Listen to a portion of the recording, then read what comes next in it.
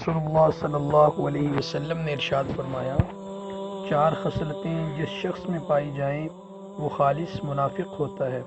اور جس میں ان میں سے کوئی ایک ہو تو اس میں نفاق یعنی منافق کی ایک خصلت ہوتی ہے، حتیٰ کہ وہ اسے چھوڑ دے، یعنی جب بات کرے تو جھوٹ بولے، نمبر 2 وعدہ کرے تو خلاف کرے، نمبر 3 عہد جسے ہم اپنی اردو زبان میں عہد کہتے ہیں معاہدہ کرے تو دھوکہ دے،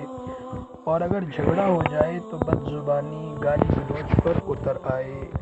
یہ منافق کی 4 خصلتیں، 4 برائیاں ہیں۔ اللہ تعالی ہم سب کو منافق ہونے سے بچائے، اور اس کے بارے میں نبی پاک صلی اللہ علیہ وسلم کی حدیث مبارکہ ایک اور بھی ہے، اللہم طہر قلبی من النفاق، آمین۔